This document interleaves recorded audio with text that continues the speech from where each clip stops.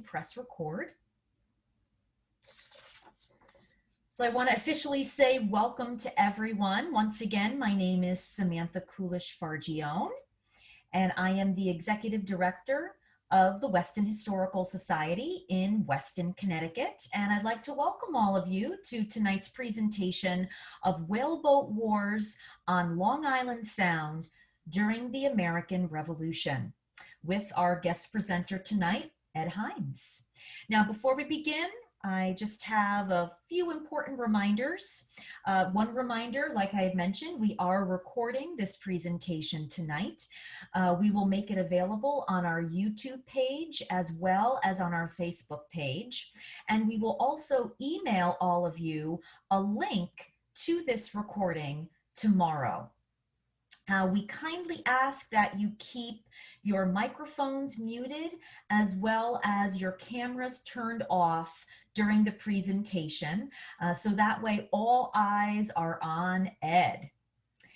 I mentioned about the chat box where we are going to do our question and answer. Once again, it's found at the bottom of your screen. It looks like a speech bubble. So if you have a question for Ed, you can type it in there, and at the end of the presentation, I will go through and read those questions to Ed one by one. Now, if you would like a copy of the slides from tonight's lecture, as well as some additional material on the lecture topic, please email me at info@westonhistoricalsociety.org. And Ed has provided us the PDFs of all the slides and some additional material, so I will send that off to you if you're interested. Now, the Weston Historical Society, we have some in-person events coming up this weekend as well as next weekend. So I'll talk more about those at the end of the program. And as always, if you'd like to help us continue our community programming, please consider making a donation to the Weston Historical Society. We are a 501c3 nonprofit organization, and you can find a donate link on our website, westonhistoricalsociety.org. Well, I am going to stop my screen share, and I'm going to tell you a little bit about Ed while he gets his slides ready to go. So as a child growing up in Wilton, Ed Hynes first became interested in the Revolutionary War when he learned that a neighbor's house had been partially burned by the British in 1777 on the Danbury Raid. Ed and his wife are fascinated by history and have visited many important battlefields, both here and abroad. He graduated from George Washington University in Washington, D.C., with a BA in political science, and he is a financial advisor with Merrill Lynch in Westport.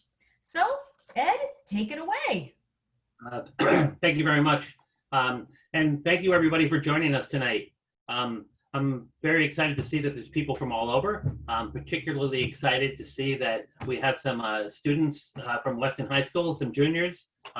And I want to just make a special invitation to you that as we go forward and over the next couple of weeks, if you and your classmates have questions about some of this history, I'm available. I love working with young people.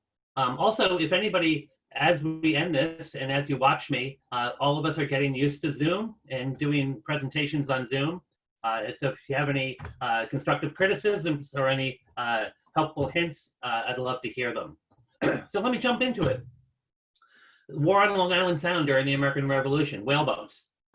This is what a whaleboat looks like, okay? We'll get into it a little bit more in terms of some of its characteristics as we go through the talk. But the activity on Long Island Sound during the Revolution was amazing. And it's a topic that most people don't know very much about. And one of the reasons for that is these men in these whaleboats and these privateers were really skirting on both sides of the law. And when you do that, I'm told at least, that you don't want to talk about what you've done. That's a good way to get killed. And so we don't have a lot of first-hand information about these whaleboats and the activity. But we know that the activity was going on when the war started, and the activity increased every single year. and that for most of the colonies, the Revolutionary War pretty much ended with the Yorktown in 1781. 1782 was the most violent year on Long Island Sound. The war along the coasts of Connecticut and Long Island did not end until the middle of 1783.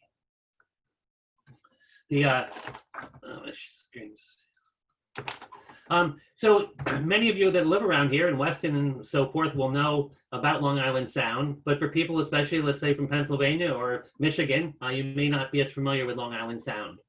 This is a map of the Northeast in 1777.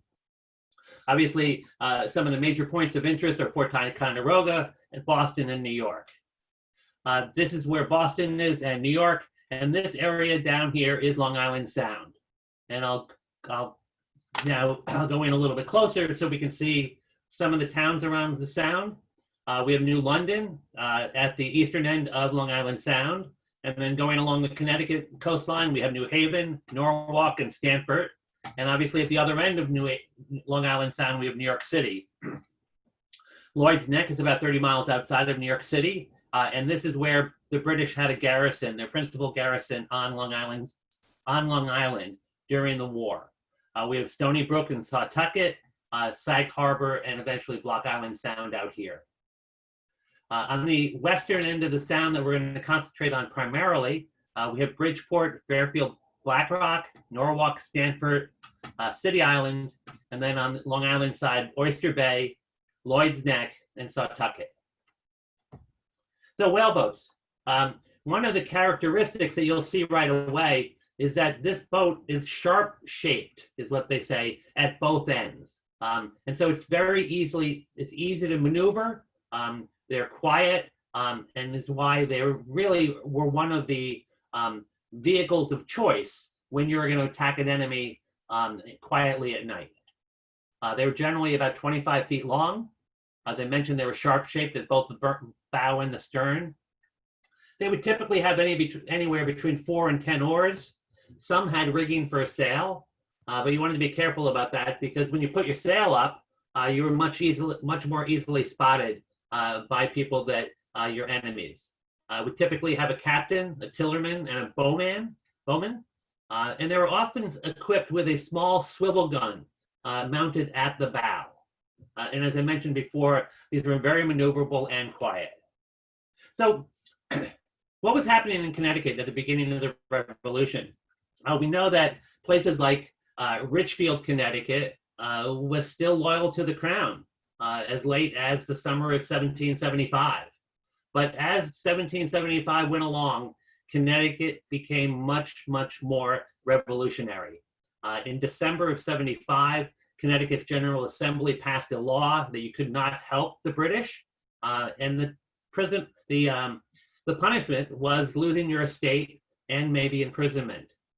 The British took New York and Long Island in August of 76, and things even changed more quickly at that time. Connecticut, a few months later, in October of 76, the Assembly upped the charges for helping the enemy, and it was now treason and punishable by death. So with all this activity in Connecticut against the Loyalists, Loyalists started to abandon Connecticut for Long Island. And after the British took New York and Long Island, Patriots were forced out of Long Island, and many of them ended up in Connecticut.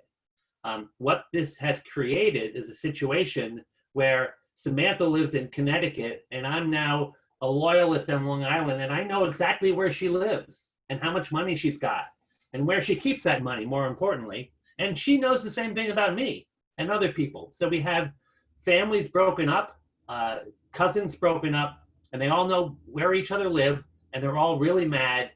And as the war goes along, it was built on principle in the beginning, but by 1783, this was all about revenge and hurting the other guy.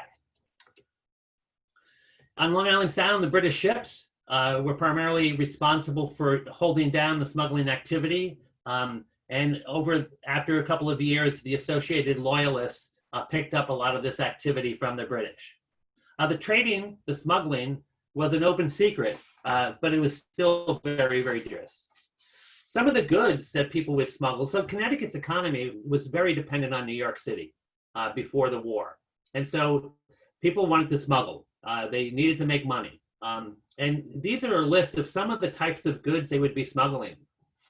So from Connecticut, obviously, you'd get a lot of farm goods, fresh fish and vegetables, quarters of beef, chicken, fish, eggs, duck, geese, and so forth. Whereas New York, what they had to trade were imports from England. Velvet, silks, cashmeres, corduroys, woolens, laces, linens, and so forth. And for that reason, this illegal trade, this illegal smuggling, was often referred to as either the London trade or the corduroy trade.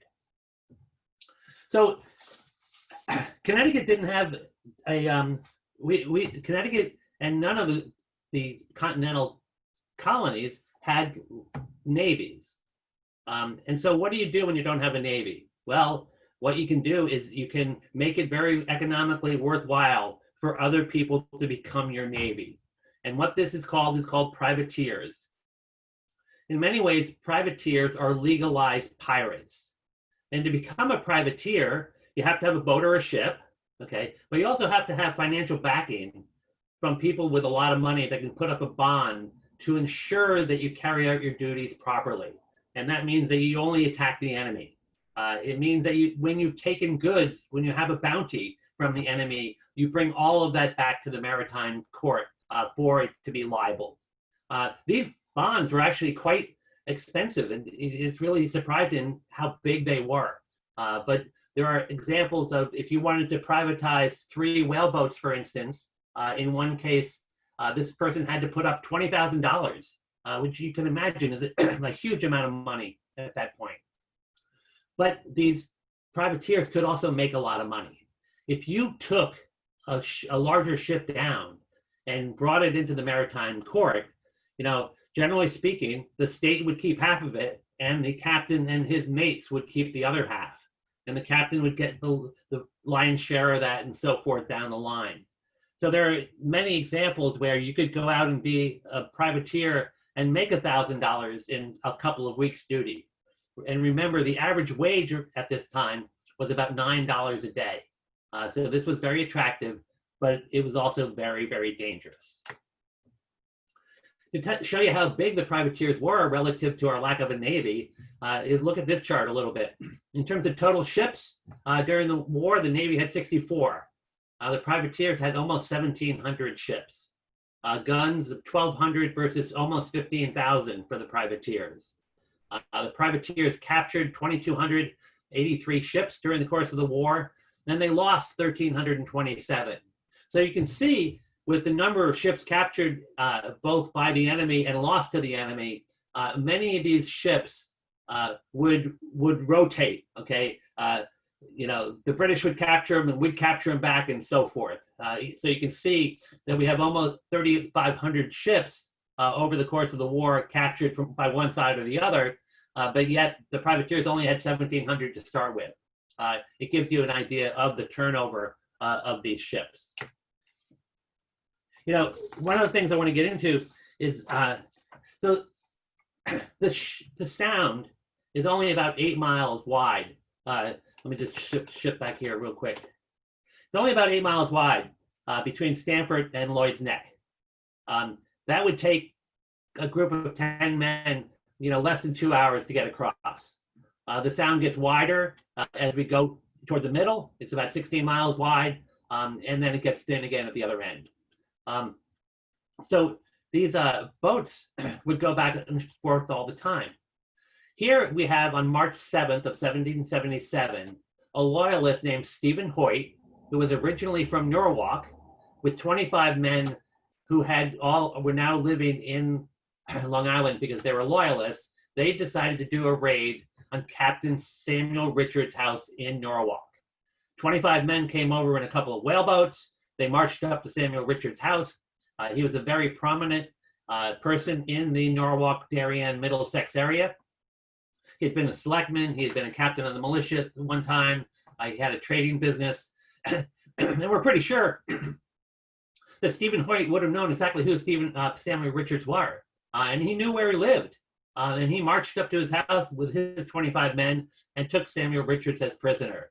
Unfortunately, for some of the other Patriots, there were about 12 other Patriots taking refuge in Richard's house at that time because there was a storm, and they were all taken prisoners also. One of the prisoners that was taken prisoner was a gentleman named Levi Hancock.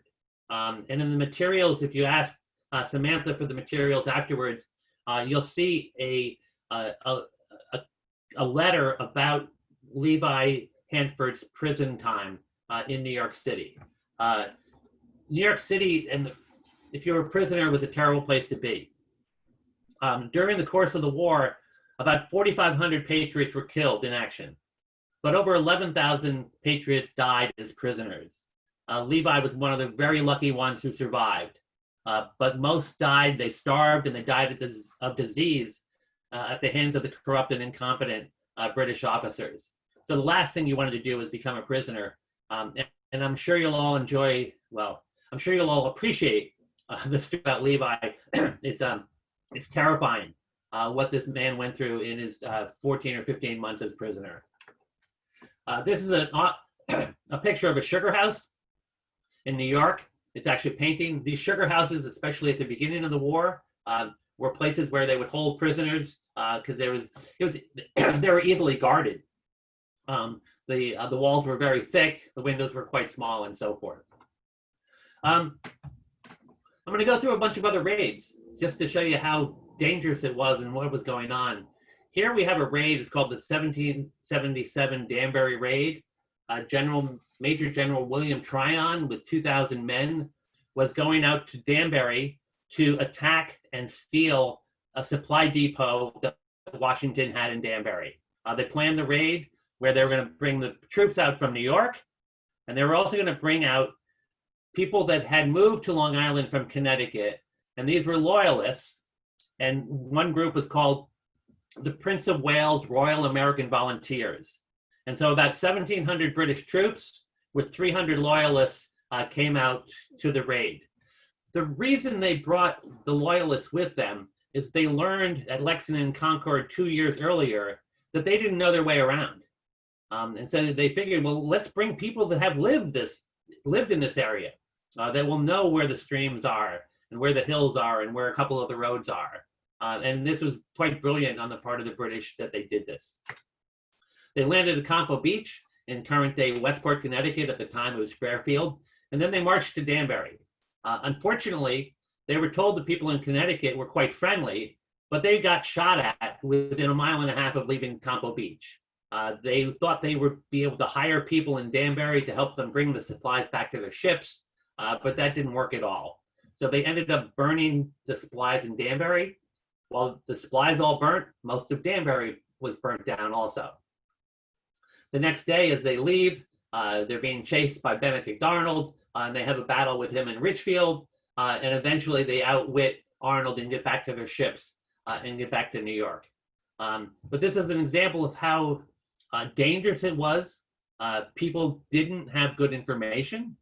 People didn't trust one another for good reason. There were no newspapers at this time in Connecticut, so it was very, very difficult to get information. And the reality was that everybody was scared. You can almost feel it. A month later, the Patriots were really upset, and they decided that they were going to get revenge on the British for the raid on Danbury. So Colonel Return Jonathan Meigs sets up a raid where he's going to attack Sag Harbor on Long Island. He sets out with his whaleboat men from New Haven, and they go to Guilford, Connecticut, and meet up with other whaleboats, and about 130 men cross the Sound on the night of the 22nd. They did this at night, obviously, to stay quiet and not get caught. They ended up getting to the North Fork around Southold. They pulled their boats over the North Fork, and then at daylight, they rested and hid in the woods. The next evening, they rowed across the Kodak Bay just behind Sag Harbor. So they dismounted, they got out of their boat around 4 miles behind Sag Harbor. and marched to Sag Harbor. They got to Sag Harbor about 2 o'clock in the morning. They completely surprised the British. The British had no clue they were coming. And over the next couple of hours, they were able to really do a major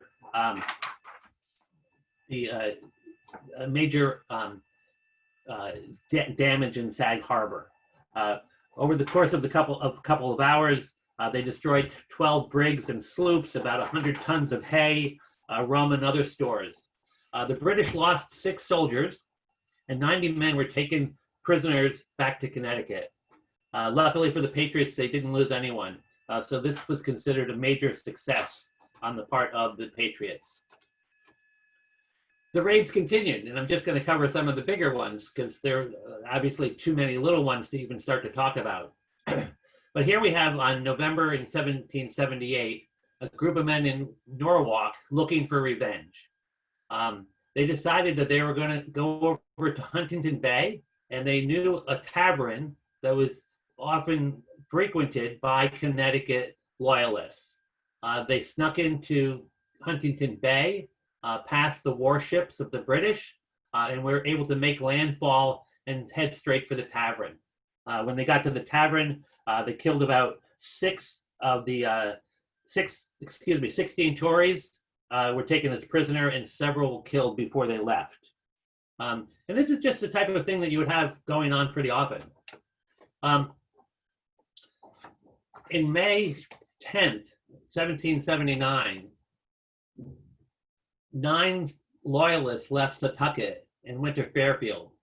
And their goal was to kidnap Brigadier General Goldsellick Silliman. Now, one of those 9 men had actually worked as a carpenter on Silliman's farm. So he knew exactly where it was and exactly how everything worked on their property on that farm. So they had no problem getting to Silliman, taking both Silliman and his son prisoner and bringing them back.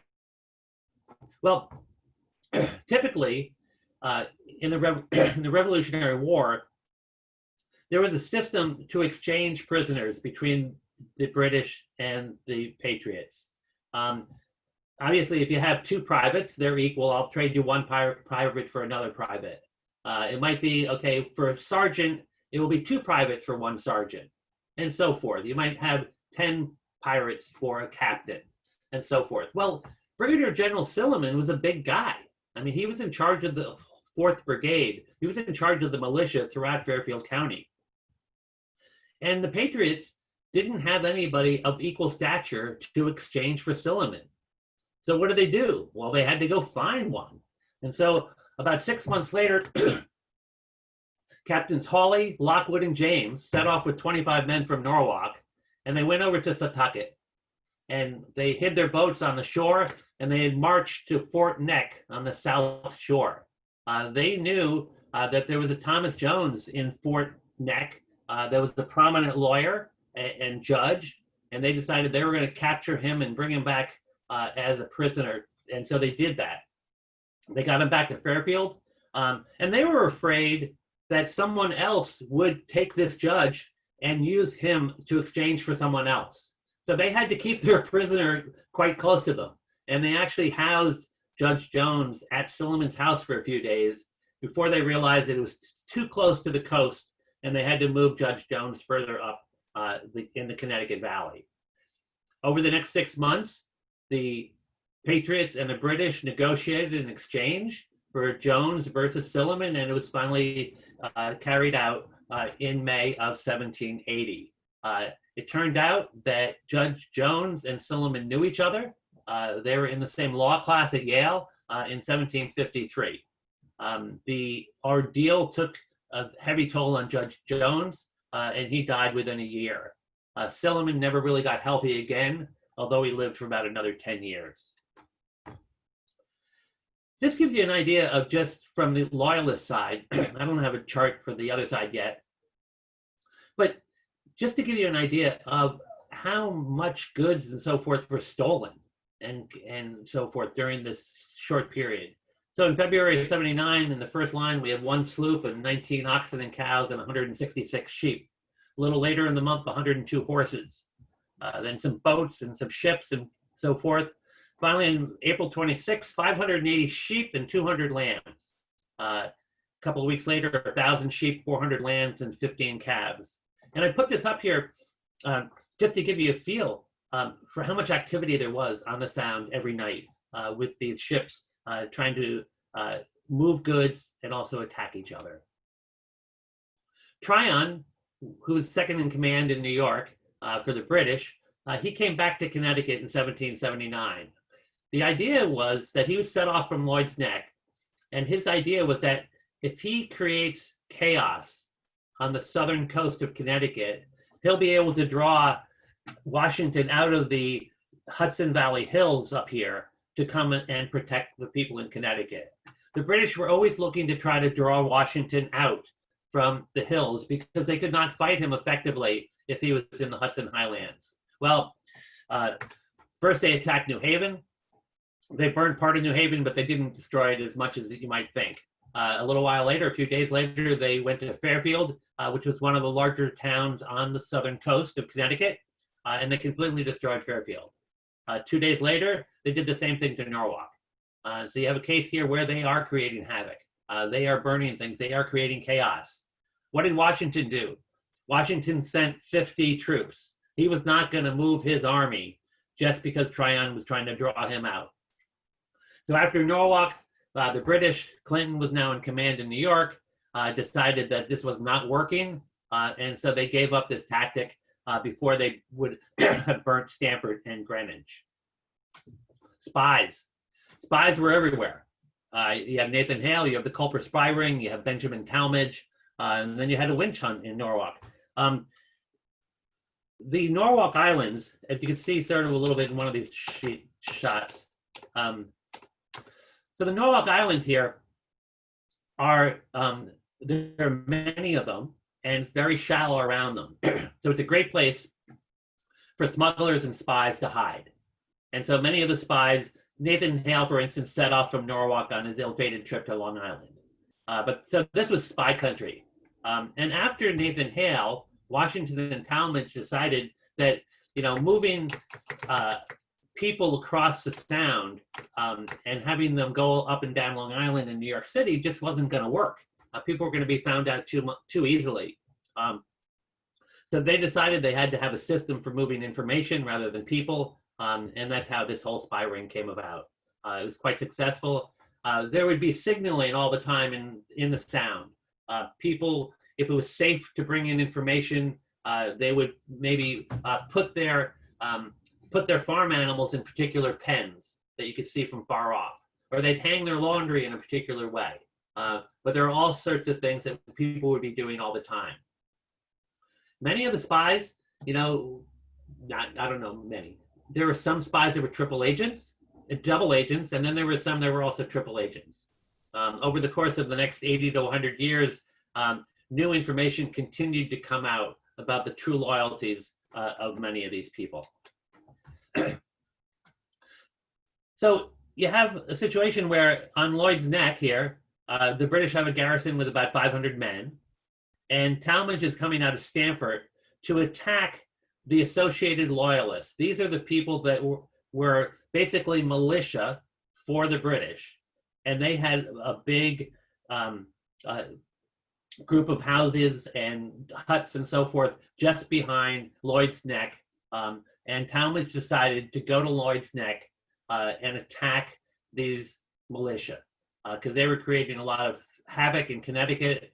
They had access to boats and they had supplies, and so they would be coming over to Connecticut to attack people often. And one of the techniques that they started to use as the war went along is they knew there would be coast watchers close to the coast, and people would be warned if they knew they were in the area. So what they started to do is to march inland. Okay, if they knew where people lived, if they marched inland 2 or 3 or 4 miles, the people would not be aware of the raid. They would not have heard about the alarm bells going off and so forth. And it was quite ugly. I mean, they'd get to houses and they would basically torture the male until the male gave them up information about exactly where he hid his silver and gold and other types of goods. Many men in Connecticut started to sleep outside of their homes because they didn't want to go through this. They didn't want to get tortured. They didn't want their family to get killed. And so they started sleeping away from the main house so that they could get away if these raiders did show up. Well, Talmadge set off. I'm not going to read this whole thing to you, but Talmadge in September of '79 set off with about 130 troops. He left Stamford at 8 o'clock at night, was in Long Island by 10. He had made a plan with all of his men about exactly how they were going to attack these loyalists, and they started that attack. But a lot of noise got made, not surprisingly. And eventually the British garrison became aware of Talmadge in this area, and Talmadge had to leave really before he wanted to. But he returned with numerous prisoners, and he did not lose a man. So it was considered quite a victory for Talmadge. This is one of the more interesting raids. They're all interesting, but this is actually very interesting. So as I mentioned, you have these associators, these loyalists in Long Island, and they're going to do a raid on the Middlesex meeting house. Now, Middlesex was a part of Stamford at this time. Current day, it is Darien. So they were going to attack the Darien meeting house. Captain William Frost set off on July 21st with 35 men. He planned this raid down to very technical. He did a great job planning it. One of the first things he did is he made sure that he went across the sound under a new moon. So there was no moonlight so that he would not be detected. He gets to Middlesex and he hides his boats. And then he and his men hike from the cove up to Middlesex meeting house. What they did next is they stayed near the meeting house, but they stayed hidden so nobody could see them. And on Sunday morning, they let the first service go off without a hitch.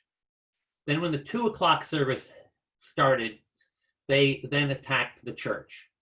They circled the church. A couple of men got away, but for the most part, they caught everyone. They took all the valuables from the women before they let them go. They then took the remaining 48 men, tied them in twos, one to each other, and they marched them from the Middlesex meeting house down to Contentment Island. So this is Contentment Island down here. And then we have these fish islands just off the coast. Well, as I mentioned, he planned this raid really well. And he knew, since it was a new moon in Connecticut, it would be low tide at 6 o'clock in the evening. And so he planned to get to Fish Islands and Contentment Island down here at about 6 o'clock. Because of the low tide, he and his men and the prisoners could walk out to Fish Island on the shoals and on the sandbars here. But he knew that his men only had to hold off any militia. They were trying to protect their men and so forth until the high tide came in. Because once high tide came in, you know, the water would be well over any soldier's head. And there'd be no way for the militia to come out and attack the loyalists. When high tide came, they moved out to the outer of the Fish Islands, and ships came from Long Island and picked them up along with the prisoners and their horses and so forth. To add insult to injury, 2 days later, on Tuesday, they came back. They knew they had all the men in town as prisoners. And in open daylight, they went from farm to farm and stole all the animals. It was, you know, you see why they did it, but certainly was no fun from the point of view of the Patriots in Middlesex. This is a raid between Caleb Brewster and Joseph Hoyt. Hoyt's, you've heard Stephen Hoyt a little bit earlier. This is his cousin, I believe. Joseph Hoyt, they're again loyalists from Norwalk who ended up living in Long Island. Caleb Brewster was the opposite. He grew up in Sawtucket, but because he was a patriot, when the British took New York, he moved to Stamford and eventually to Fairfield. On the afternoon of December 5th, 1782, they spotted each other off the coast of Connecticut. Hoyt and Brewster both had 2 whaleboats, and they attacked each other. They said it was a battle royale that went on for about an hour. People were going back and forth between the boats. Eventually, they both lost one of their whaleboats, and they kept going at it. They said that every single man on both boats was either wounded or killed. It was just a horrible battle. Nobody won it. And it was just, the way things were going at that point. By December of 72, this was all about hatred and revenge, okay? And these guys hated each other. One last story. John Mills was a loyalist from Darien, and he moved to Long Island. He came across on June 7th of 1779 with some other men. They marched up to a mill, and there were some soldiers there, some militia there, playing cards by the light of the moon. They attacked the three men. They shot all three of them. One was wounded, and the other two were about to die. John Mills runs over to them, and he notices that one of them was William Fauncher. And William says, "You've shot me and killed me." And John said, "I'm afraid we're going to have to do that to all of you." Well, it turns out that William and John, before the war started, were best friends. They were inseparable as grade school and high school students. John was very upset. He carried his friend William to a close by farmhouse where William died, and they say John was overcome with grief. And it just illustrates how much the Revolutionary War was a civil war. We don't get that often, but it was really a civil war between, Patriots and Loyalists. And we today, it's easy for us to say, well, if I had been alive at that time, I would have definitely been a Patriot. I don't buy any of that. Okay, nobody knows what they would have been. It would have been very much based on their particular circumstances and so forth. So I have a bunch of sources here that you'll be able to look at in the if you get the packet from Samantha. This here is the letter from Levi Hanford. He basically dictated to his son in about 1848 the story. Then his son got the story published in the New York Times in 1852, and I'm sure you'll enjoy reading that. So I'd like to thank you for your attention. Thanks for coming on tonight, and I'd love to take some questions. Ed, thank you so much. And so once again, we're going to use the chat feature. If anyone has a question, please type it into the chat box. So while we're waiting for some questions, I had a question for you, Ed. The Norwalkers who raided the tavern in Huntington Bay, do you have the names of those people? I do not off the top of my head, no. Okay. I don't know. Okay. Interesting. No, that I would love to know, because that sounds like an interesting raid for sure. And also you had mentioned about you said there was a witch hunt in Norwalk. Yes, so thank you for bringing that up. So as I mentioned, everybody was suspicious of everyone else. Nobody knew who a spy was and not. And one of the things that will surprise a lot of people is that we were not a free colony. We were not free. There was no such thing as privacy during the Revolutionary War period. So the Norwalk Committee of Safety decided to re-examine every household in Norwalk to see who was a loyalist and who was a patriot. And they identified 38 houses of questionable loyalty to the governor. And they basically said to those 38 households, leave within a short period of time, or we're going to burn your house down and tar and feather you. And so people left. These were not nice times. These were not all about, liberty and, waving the flag.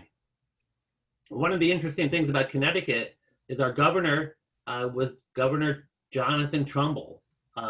Jonathan Trumbull was the only governor that was governor of a colony and stayed governor through the revolution and became governor of the state afterwards. Nobody else survived. So he basically changed his politics along with the people in Connecticut as they became more and more patriotic and as things became much more divided.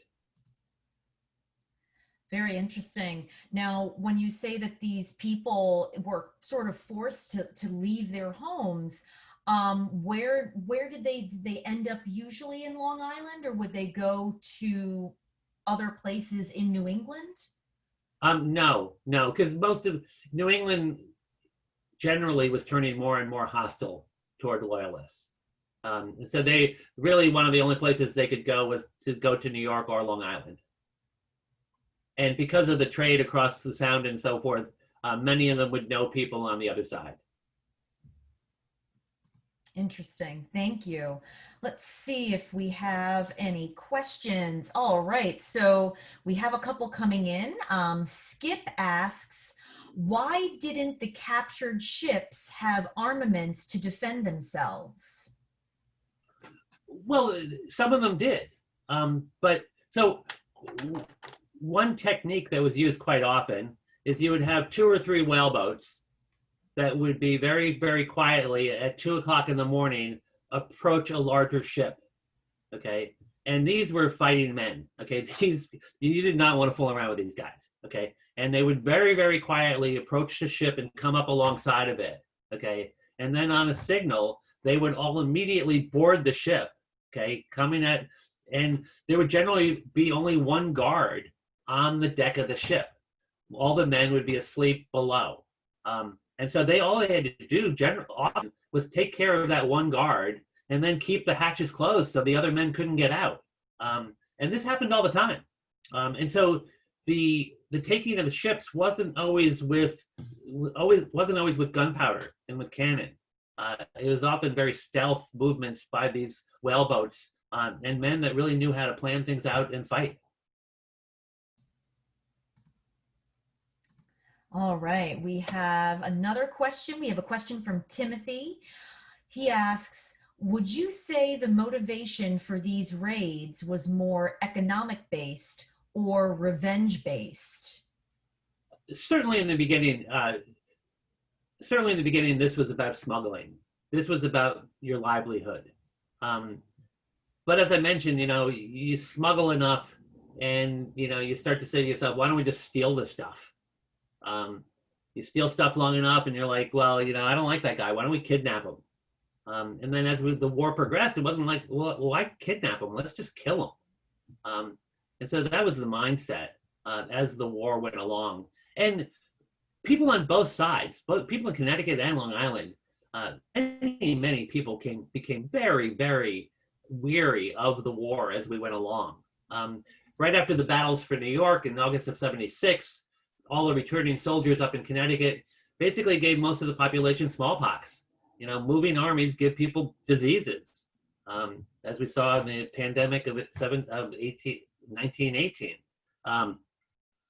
And people, a lot of the men were off to war, so their wives would have to run the farms, and this was hard work. You had 2 or 3 people running the farm, and all of a sudden it was one person. So people became very disenchanted as the war went along. And that added to the sense of, of revenge and of just hate.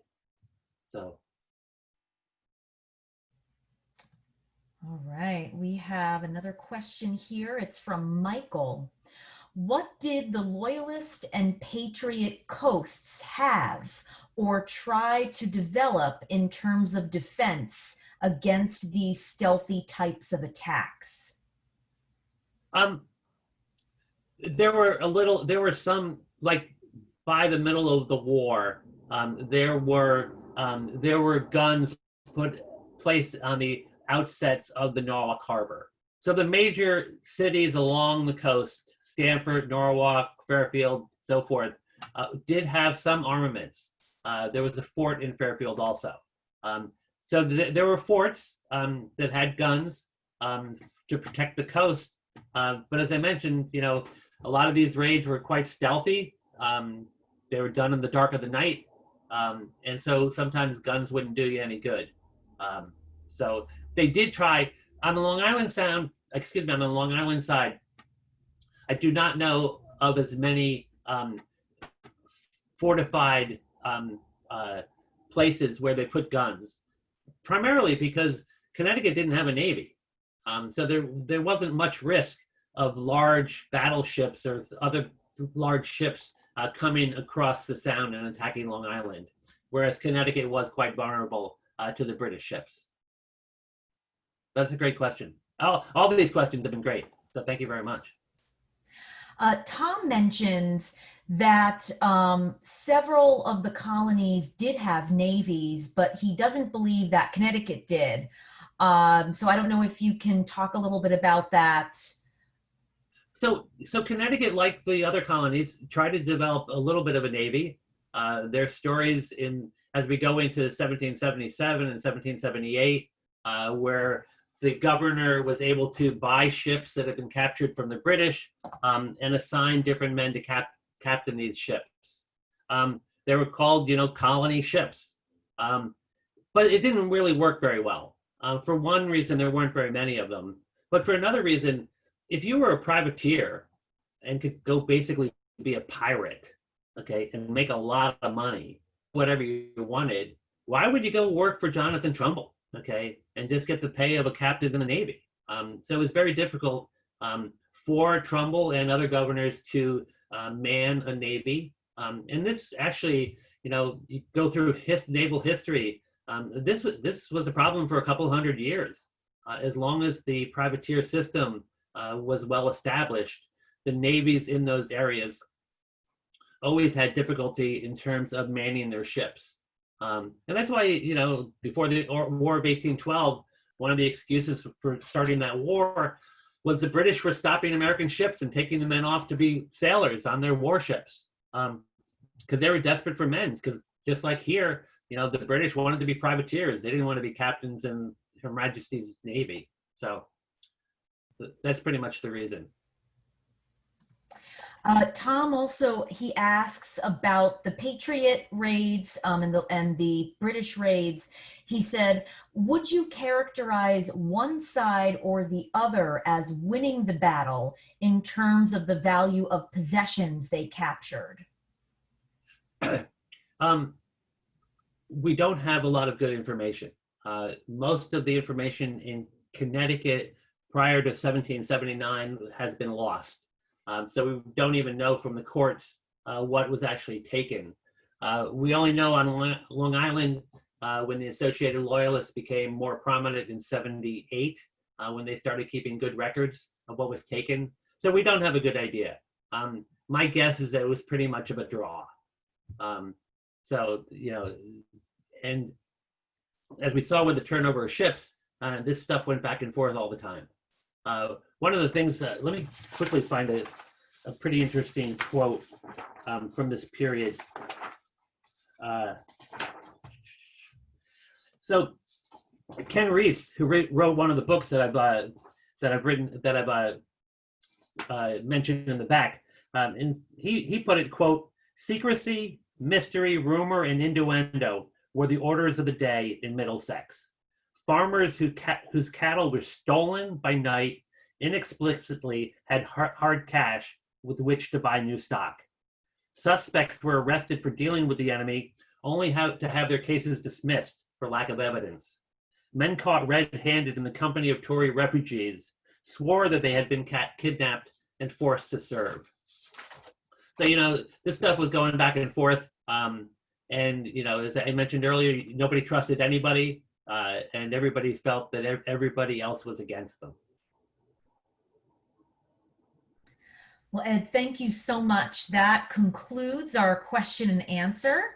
If anyone has any other additional questions for Ed after we end tonight, please feel free to email me, and I can always pass them along to him. And I'm sure he'd be happy to answer those questions. Yes. As you can see, this is this is not my day job. This is my fun job. People don't know very much about this, so it's great to talk about and help people get excited about it and help them get started in doing their own research. And that's why I'm especially happy to have the juniors from Western High School. So thank you for coming. Well, thank you, Ed, for sharing all of your knowledge. I don't think we were aware of the history that lies right outside our door. So thank you so much. You're welcome. And I just want to thank everyone for joining us this evening. If you live in the Weston area or the Connecticut Fairfield County area, we have some events coming up this Saturday. We'll be giving tours of the historic Coley Homestead. That's at 104 Weston Road, and you can register for those tours on our website. So you can visit westonhistoricalsociety.org and register for a tour this Saturday. They're free. However, they are limited to 8 people, so that's why we ask that you reserve in advance. Next Sunday, which is October 25th, we have a great family-friendly event going on at the grounds of the Coley Homestead, the Weston Historical Society. It's called our Jack-o'-lantern Stroll. So there will be jack-o'-lanterns filling the beautiful grounds. There will also be an exhibit on harvest time in the old Coley barn. So if you'd like to purchase tickets to our Jack-o'-lantern Stroll, you can find that link also on our website at westonhistoricalsociety.org.